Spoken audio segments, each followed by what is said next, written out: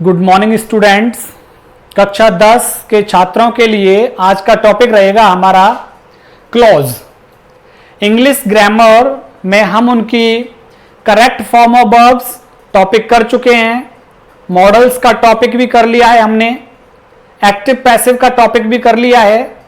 मैं आपको बता दूं, correct form of verbs 4 number की आएंगी, एक्टिव पैसिव 2 नंबर के आएंगे, मॉडल्स भी 2 नंबर के आएंगे। ये 3 टॉपिक हम कर चुके हैं। जिन्होंने इन तीनों टॉपिक्स की वीडियो नहीं देखी है वो मेरे YouTube channel English by Umesh गुरु की प्लेलिस्ट में जाएं और वहां मैंने कक्षा 10 के लिए अलग से मॉड्यूल बना रखा है। उस कक्षा 10 के मॉड्यूल को आप ओपन करेंगे तो आपको बहुत सारी पोएम्स आपके सिलेबस की, बहुत सारे लेसन्स और tense, correct form of verb, active passive, modals, ये सारी चीज आपको प्लेलिस्ट में मिलने वाली है। तो इसलिए आप मेरे YouTube channel English by Umesh गुरु को सब्सक्राइब कर लें। बात करते हैं क्लॉज की। क्लॉज ये 3 नंबर का टॉपिक है जो आपके सिलेबस में इंक्लूड किया गया है। और किस किस तरह के क्लॉज हैं आपके सिलेबस में देखिए। Noun clause, noun clause, adverb clause. Adverb clause में भी केवल आपके पास कंडीशन और टाइम वाले हैं।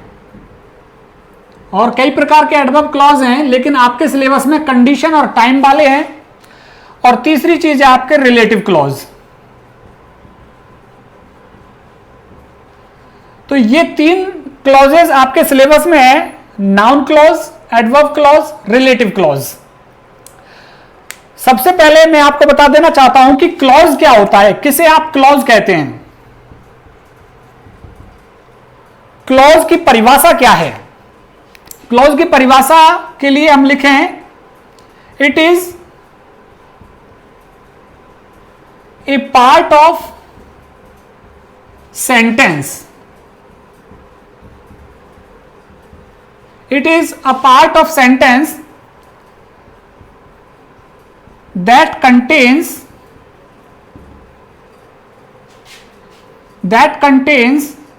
a subject and a verb। तो क्लॉज क्या होता है? ये वाक्य का एक हिस्सा है। क्लॉज क्या है? वाक्य का एक हिस्सा होता है जिस हिस्से में एक सब्जेक्ट और एक वर्ब लिखी हुई होती है। तो ये क्लॉज वाक्य ना होकर के वाक्य का एक हिस्सा है जिसमें एक सब्जेक्ट और एक वर्ब लिखी हुई होती है। जैसे कि मैं आपको उदाहरण दूं,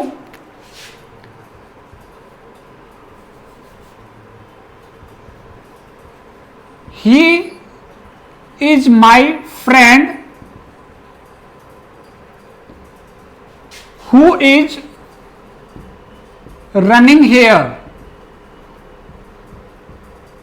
तो ये मान के चलिए आपके पास एक पूरा सेंटेंस आ गया।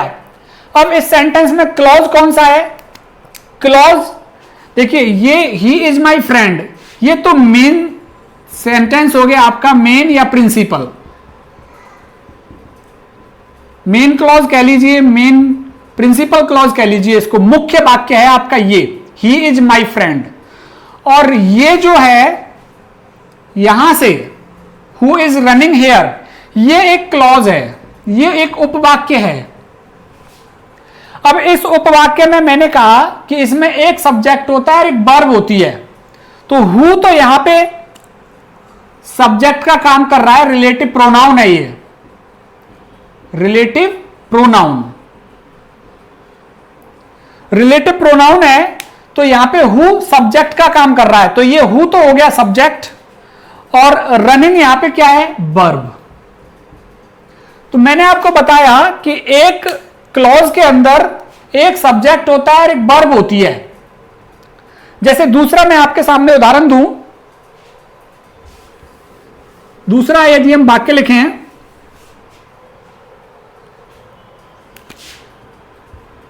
आई know Mahesh whose father is a doctor.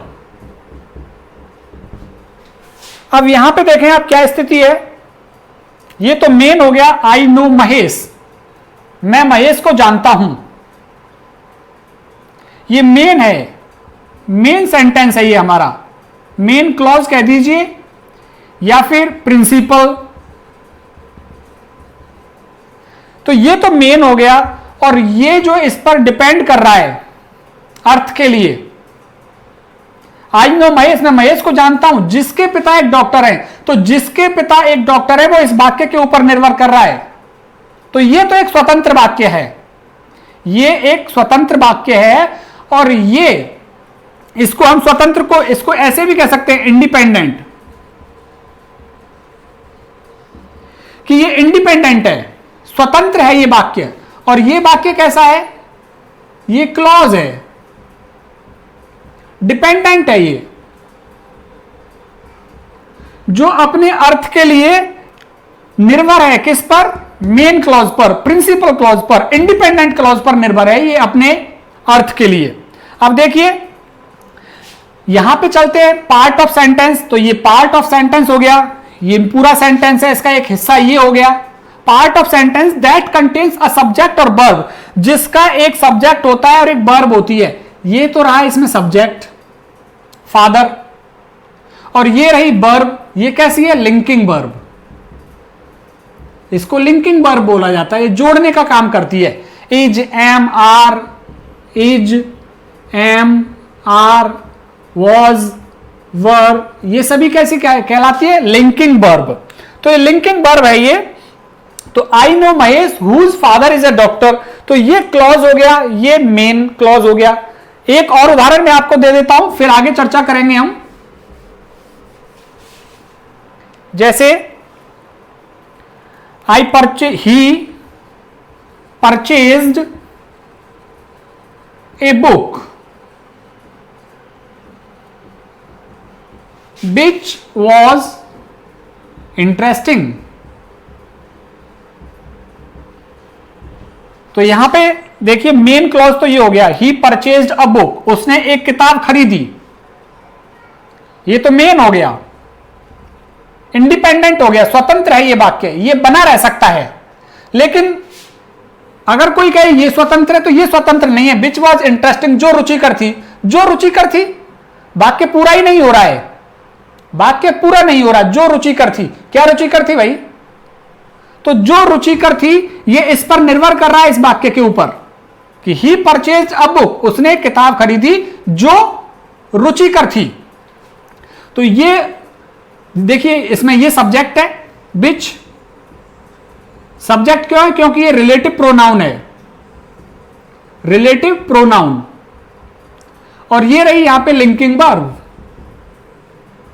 तो मेरा मकसद आपके लिए बताने का यह था कि जो क्लॉज होता है उस क्लॉज में वर्ब और सब्जेक्ट आपको मिलेंगे ही मिलेंगे, और ये जो क्लॉज होता है वो मुख्य वाक्य के ऊपर निर्भर करता है।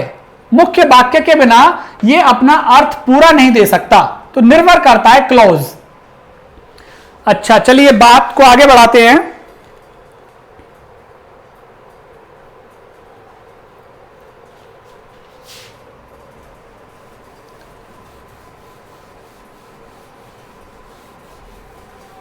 रिलेटिव क्लॉज की बात करते हैं। आज मैं रिलेटिव क्लॉज से स्टार्ट करने वाला हूं।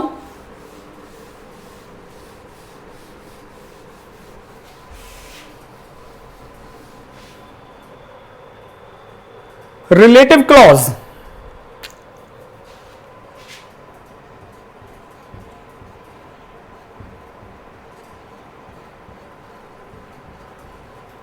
रिलेटिव क्लॉज क्या है,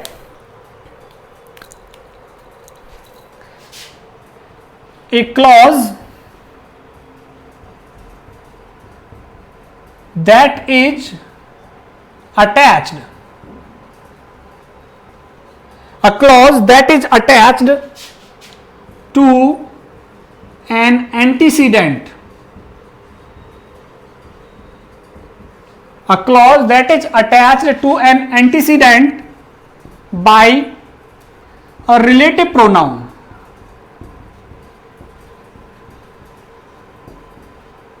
सच as who, whom, whose, which, that is called a relative clause. तो रिलेटिव क्लॉज की क्या परिभाषा हो गई? एक क्लॉज, एक उपवाक्य दैट इज अटैच्ड, जो जुड़ा हुआ होता है टू एन एंटीसीडेंट, एंटीसीडेंट के साथ, एंटीसीडेंट ये भी क्लियर करूंगा मैं, बाय अ रिलेटिव प्रोनाउन, जो रिलेटिव प्रोनाउन के माध्यम से एंटीसीडेंट के साथ जुड़ा रहता है। और ये रिलेटिव प्रोनाउन कौन कौन से हैं? हु, whom, whose, which और that, ये सभी क्या है? Relative pronoun. तो वो वाला वाक्य कैसा कहलाता है? Relative clause. तो जो क्लॉज जुड़ा हुआ रहता है एंटीसीडेंट के साथ रिलेटिव प्रोनाउन के माध्यम से, वो रिलेटिव क्लॉज कहलाता है। एंटीसीडेंट पे चर्चा कर ले हम, एंटीसीडेंट क्या चीज है?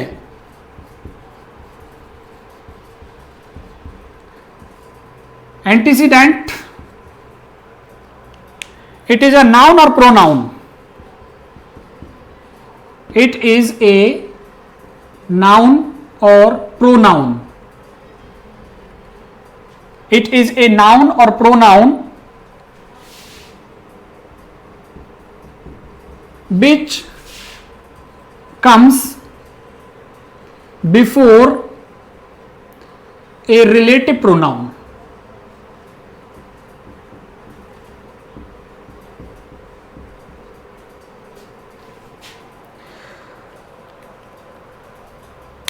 And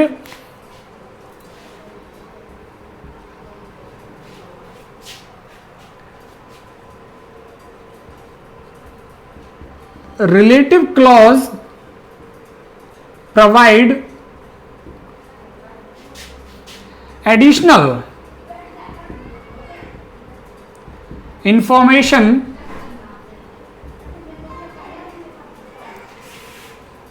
relative clause provides additional information about antecedent। ये देखिए, आप समझ में आएगा आपको कि एंटीसीडेंट क्या है। एंटीसीडेंट क्या है? नाउन और प्रोनाउन है, ये संज्ञा और सर्वनाम है। एंटीसीडेंट संज्ञा और सर्वनाम होता है। ये कौन सा संज्ञा और सर्वनाम? वो संज्ञा और सर्वनाम जो आता है, किससे पहले आता है? Comes before a relative pronoun. जो रिलेटिव प्रोनाउन से पहले जो संज्ञा और सर्वनाम आती है वो एंटीसीडेंट कहलाता है। जैसे मैं यहां पे सेंटेंस लिखूं, I met Ravi who was playing cricket. तो ये हमारा वाक्य हो गया। आई मैट रवि, मैं रवि से मिला। हु वॉज प्लेइंग क्रिकेट, जो क्रिकेट खेल रहा था। अब यहां पे हमें सबसे पहले एंटीसीडेंट पहचानना है। एंटीसीडेंट के लिए हमने लिखा है इट इज अ नाउन और प्रोनाउन।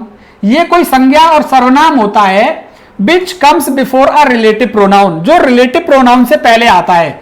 तो ये रहा हमारा रिलेटिव प्रोनाउन। अभी मैंने आपको लिखवाया था कि रिलेटिव प्रोनाउन कौन कौन से होते हैं? Who, whom, whose, which, that, ये रिलेटिव प्रोनाउन होते हैं। तो हु तो हो गया हमारा रिलेटिव प्रोनाउन, और ये रवि ये क्या चीज है? एंटीसीडेंट। ये एंटीसीडेंट है, ये वो नाउन है जो रिलेटिव प्रोनाउन से पूर्व आ गई है। अच्छा, अब ये रिलेटिव क्लॉज क्या करता है? इस नाउन के बारे में रिलेटिव क्लॉज प्रोवाइड्स, प्रदान करता है एडिशनल इंफॉर्मेशन, अतिरिक्त सूचना अबाउट एंटीसीडेंट, एंटीसीडेंट के बारे में। एंटीसीडेंट को हिंदी में लिख सकते हैं आप पूर्वगामी,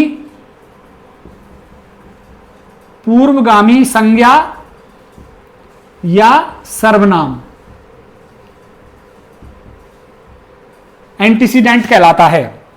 तो जो ये रिलेटिव क्लॉज है, अब आपको पता लग गया कि ये वाला रिलेटिव क्लॉज है क्योंकि हु के साथ जुड़ा हुआ है, ये हु के साथ जुड़ा हुआ है और ये डिपेंड कर रहा है इसके ऊपर कि आई मेट रवि, मैं रवि से मिला। हु वॉज प्लेइंग क्रिकेट, जो क्रिकेट खेल रहा था। तो अभी मैंने बताया आपको ये मुख्य सेंटेंस है, ये वाला मुख्य सेंटेंस है। और ये वाला कैसा सेंटेंस है, रिलेटिव क्लॉज का। ये रिलेटिव क्लॉज है पूरा, क्योंकि रिलेटिव प्रोनाउन से स्टार्ट हो रहा है, इसलिए ये रिलेटिव क्लॉज है। तो आई मेट रवि, में रवि से मिला, तो ये रवि क्या है, एंटीसीडेंट है, पूर्वगामी संज्ञा और सर्वनाम। रिलेटिव प्रोनाउन से पूर्वगामी संज्ञा और सर्वनाम है ये रवि। तो रवि के बारे में अतिरिक्त सूचना देने का काम करता है क्या, रिलेटिव क्लॉज। देखिए ये दे रहा, आई मेट रवि, मैं रवि से मिला। Ravi who was playing cricket, Ravi जो क्रिकेट खेल रहा था। तो रवि के बारे में अतिरिक्त सूचना आ गई, रवि जो क्रिकेट खेल रहा था। दूसरा एक वाक्य और लिखें हम, तब और ज्यादा क्लियर हो जाएगा ये। एंटीसीडेंट के बारे में बात कर रहा हूं मैं आपसे, ये जरूरी है आपको जानना एंटीसीडेंट भी, कि एंटीसीडेंट क्या होता है। जैसे यहां पे लिखा मैंने,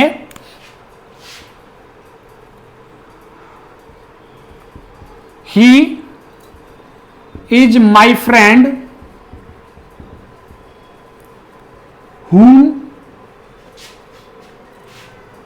whom I always helps. He is my friend, ये मेरा दोस्त है। तो ये तो हो गया ही इज माई फ्रेंड, तो क्या हो गया हमारा मेन क्लॉज हो गया, मुख्य मेन क्लॉज। दूसरा नाम क्या बताया मैंने इसका, प्रिंसिपल। तीसरा नाम क्या बताया मैंने, इंडिपेंडेंट, स्वतंत्र है ये। Independent clause, principal clause, main clause, क्योंकि ये स्वतंत्र है। ही इज माई फ्रेंड, वह मेरा दोस्त है। दूसरा ये रहा, whom I always help, जिसकी मैं हमेशा सहायता करता हूं। whom I always help, जिसकी मैं हमेशा सहायता करता हूं। अब देखिए यहां पे,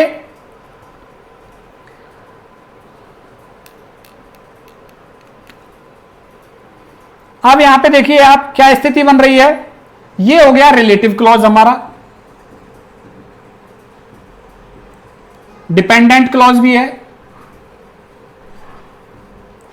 डिपेंडेंट क्लॉज भी है ये, और रिलेटिव क्लॉज भी है। तो एंटीसीडेंट क्या है इसमें, एंटीसीडेंट ये तो हो गया रिलेटिव प्रोनाउन, ठीक है, रिलेटिव प्रोनाउन हो गया। यहां पे हम लिख सकते हैं आर पी, रिलेटिव प्रोनाउन। देखिए मैंने कहा था क्लॉज में हमेशा वर्ब आती है, ये रही वर्ब, ये रहा सब्जेक्ट। ये रिलेटिव प्रोनाउन, और रिलेटिव प्रोनाउन से पहले जो आ रहा है माई फ्रेंड, ये माई फ्रेंड, या केवल फ्रेंड को ले लीजिए, ये क्या है, एंटीसीडेंट। और जो रिलेटिव प्रोनाउन होता है वो एंटीसीडेंट के बारे में अतिरिक्त सूचना देता है। जैसे ही इज माई फ्रेंड, वह मेरा दोस्त है। अब इस दोस्त के बारे में अतिरिक्त सूचना मिल रही है, whom I always help, जिसकी मैं हमेशा मदद करता हूं, जिसकी मैं हमेशा मदद करता हूं। तो इस दोस्त की अतिरिक्त सूचना देने का काम करता है रिलेटिव क्लॉज। अच्छा, अब मैं आगे चलते हैं रिलेटिव क्लॉज में ही। रिलेटिव क्लॉज दो प्रकार के होते हैं, कौन कौन से, देखिए आप। रिलेटिव क्लॉज के टाइप की यदि बात की जाए तो दो प्रकार के होते हैं रिलेटिव क्लॉज, रिस्ट्रिक्टिव और दूसरा है नॉन रिस्ट्रिक्टिव।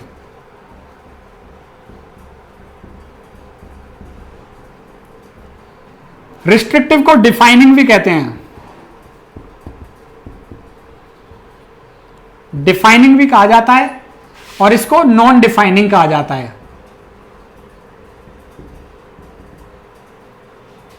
नॉन डिफाइनिंग, अच्छा, इसको डिफाइनिंग क्यों कहा जाता है, यह अर्थ को सीमित कर देता है, सीमित ऑब्लिक निश्चित कर देता है। रिस्ट्रिक्ट, रिस्ट्रिक्ट मीन्स बांधना, बंधनों में बांध देता है। डिफाइन मीन्स निश्चित कर देता है। और ये यह निश्चित नहीं कर, यह सीमित नहीं करता, सीमित नहीं करता, नॉन रिस्ट्रिक्टिव। अच्छा, नंबर दो की बात करें, इसमें कॉमा का प्रयोग नहीं होता, इसमें कॉमा का प्रयोग नहीं होता, इसमें कॉमा का प्रयोग होता है।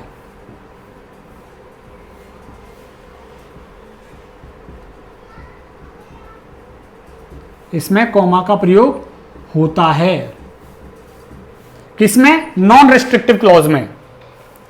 अच्छा, एक चीज और इसमें मैं लिख के बता दूं आपको,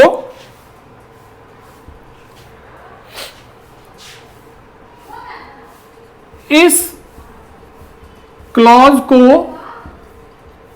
वाक्य में से हटाने पर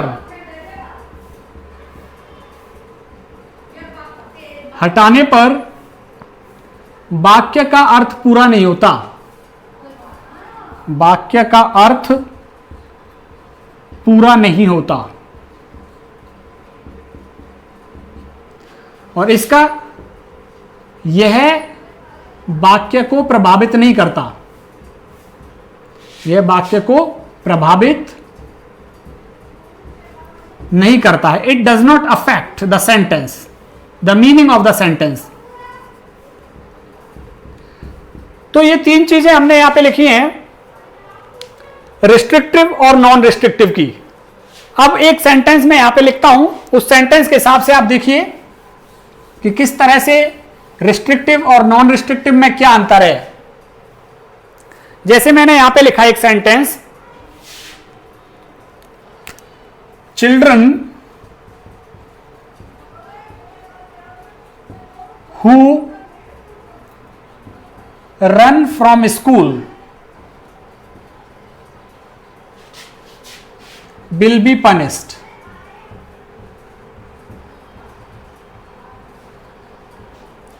तो यहां पे ये हमारे पास एक सेंटेंस आया है, children who run from school, बच्चे जो स्कूल से भागते हैं, विल बी पनिश्ड, उनको सजा मिलेगी, उनको दंडित किया जाएगा। अब इसमें देखिए कहीं कॉमा आया है क्या? नहीं आया, कॉमा नहीं आया, तो ये कैसा क्लॉज हो गया? रिस्ट्रिक्टिव क्लॉज हो गया, डिफाइनिंग क्लॉज हो गया। कैसे हो गया डिफाइनिंग? देखिए, चिल्ड्रन, यहां पे मैंने एक सेंटेंस लिख दिया, दो सेंटेंस है यहां पे, हु रन फ्रॉम स्कूल और children will be punished, children will be punished, बच्चों को सजा मिलेगी, बच्चे दंडित किए जाएंगे। तो यहां पे क्या हो रहा है? सभी बच्चे, सभी, all, children will be punished, बच्चे दंडित किए जाएंगे, बच्चों को सजा मिलेगी। और यह सेंटेंस क्या कह रहा है? देखिए, children who run from school, बच्चे जो स्कूल से भागते हैं, बच्चे जो स्कूल से भागते हैं, विल बी पनिश्ड, उनको सजा मिलेगी। कौन से बच्चों को? जो स्कूल से भागते हैं, उन बच्चों को जो स्कूल से भागते हैं उनको सजा मिलेगी, सभी को नहीं, केवल उन बच्चों को जो स्कूल से भागते हैं। तो ये जो यहां पे आ रहा है चिल्ड्रन, उन बच्चों को, तो उनको क्या कर दिया इसने? सीमित कर दिया, अर्थ को सीमित कर दिया, अर्थ को सीमित कर दिया, निश्चित कर दिया कि उन निश्चित बच्चों को सजा मिलेगी जो स्कूल से भागते हैं। एक तो अर्थ सीमित कर दिया, दूसरा इसमें देखिए कहीं पे कॉमा नहीं है, तीसरा इस क्लॉज को वाक्य में से हटाने पर वाक्य का अर्थ पूरा नहीं होता। अभी यहां पे से मैं इसको हटा देता हूं क्लॉज को, कि हु रन फ्रॉम स्कूल, इसको हटा दिया और ये लिख दिया मैंने, चिल्ड्रन विल बी पनिश्ड। तो यहां पे इसका अर्थ क्या निकल रहा है? सभी बच्चों को सजा मिलेगी, चिल्ड्रन विल बी पनिश्ड। और ये क्या कह रहा है? कि जो बच्चे भागते हैं उनको सजा मिलेगी। तो यहां पे तो अर्थ निश्चित आ रहा है और यहां पे सभी का अर्थ आ रहा है। तो कहने का मतलब, रिस्ट्रिक्टिव क्लॉज में से आप क्लॉज को नहीं हटा सकते, वाक्य का मीनिंग पूरा नहीं होता है। तो रिस्ट्रिक्टिव क्लॉज ये निश्चित कर देता है अर्थ को और निश्चित कर देता है, तो आप इसे वाक्य में से नहीं हटा सकते। अब बात करूं मैं नॉन रिस्ट्रिक्टिव क्लॉज की। नॉन रिस्ट्रिक्टिव क्लॉज कैसे आता है? देखिए,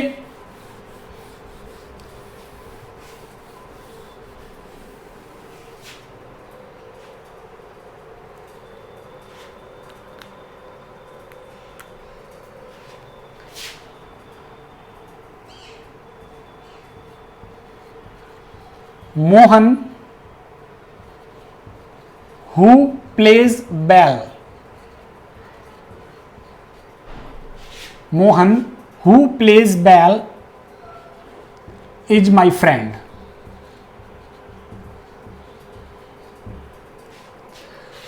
अब यहां पे देखिए क्या स्थिति है। मोहन ये रिलेटिव प्रोनाउन है, ये एंटीसीडेंट है नाउन, जो पूर्व में आ गई है नाउन, ये क्या है, एंटीसीडेंट है, और ये रिलेटिव प्रोनाउन है। तो ये हमारा रिलेटिव क्लॉज है, ये रिलेटिव क्लॉज। अब इसमें देखिए पहली बात तो कॉमा लग रहा है, कॉमा लग रहा है, मोहन तो कॉमा लग रहा है, तो कॉमा लगने पर ये कैसा हो गया, नॉन रिस्ट्रिक्टिव हो गया ये क्लॉज हमारा। अच्छा, इसको मैं हटा भी दूं एक बार बीच में से, तो हमारा वाक्य क्या रह रहा है, मेन वाक्य Mohan is my friend, Mohan मेरा दोस्त है, कोई अर्थ सीमित नहीं हो रहा है इसमें, मोहन इज माई फ्रेंड। तो इसमें क्या करते हैं, रिलेटिव क्लॉज को हटा लेते हैं ना, तब भी वाक्य प्रभावित नहीं होता, किसमें, नॉन रिस्ट्रिक्टिव में। और इसमें यदि हम वाक्य में से रिलेटिव क्लॉज को हटा लेंगे तो वाक्य प्रभावित हो जाएगा, किसमें, रिस्ट्रिक्टिव में। तो रिस्ट्रिक्टिव और नॉन रिस्ट्रिक्टिव का यह अंतर है, यह आपसे ज्यादा नहीं पूछा जाता। आपको तो क्या है, दो सेंटेंस दिए हुए आते हैं और ब्रैकेट में एक क्लॉज लिखा हुआ होता है कि इस क्लॉज के माध्यम से इन दो वाक्यों को जोड़िए, क्लॉज के माध्यम से दो वाक्यों को जोड़िए। तो आपको तो दो वाक्य जोड़ने होते हैं, लेकिन ये एक अतिरिक्त सूचना है जो आपके आनी चाहिए कि रिस्ट्रिक्टिव क्लॉज कौन सा होता है, नॉन रिस्ट्रिक्टिव क्लॉज कौन सा होता है, एंटीसीडेंट वाक्य में क्या होता है, क्लॉज किसे कहते हैं, रिलेटिव क्लॉज में कौन कौन से रिलेटिव प्रोनाउन शामिल होते हैं। तो आज की सूचना हमारी यही रहेगी यहां तक। अब मैं आपको हु, हुम, हुज का प्रयोग करके सिखाऊंगा कि किस तरह से हु, हुम, हुज का प्रयोग किया जाता है। तो आप मेरे YouTube channel English by Umesh गुरु के साथ जुड़े रहिए। उसका एक फायदा आपको यह है कि आप सब्सक्राइब कर लेंगे ना मेरे चैनल को, तो आपको प्लेलिस्ट ओपन करने की सुविधा हो जाएगी, आप प्लेलिस्ट में सारी वीडियोस देख सकते हैं। अन्यथा सब्सक्राइब नहीं करेंगे तो प्लेलिस्ट ओपन नहीं कर पाएंगे आप मेरी। और मैं आपको बता दूं, तकरीबन 50% सब्सक्राइबर ऐसे हैं जिन्होंने मैं सब्सक्राइब नहीं कर रखा हूं। 50% वो लोग मेरी वीडियो देखते हैं जिन्होंने मुझे सब्सक्राइब नहीं कर रखा। इसलिए इन 50% छात्रों से और मेरे व्यूअर्स से मैं कहना चाहता हूं कि आप सब्सक्राइब कर लें। सब्सक्राइब करने के बाद आप जब ओपन करेंगे मेरे चैनल को तो प्लेलिस्ट नजर आने लगेगी, और प्लेलिस्ट नजर आएगी तो आप आसानी से सारी वीडियोस का लुत्फ उठा सकते हैं। मैंने वहां मॉड्यूल बना रखे हैं 10वीं के और 12वीं के अलग अलग, तो आप 10वीं के फॉर्मेट को खोलें और सारी ग्रामर और आपकी गोल्डन रेस बुक आपको मिलेगी। बहुत बहुत धन्यवाद आप सभी का।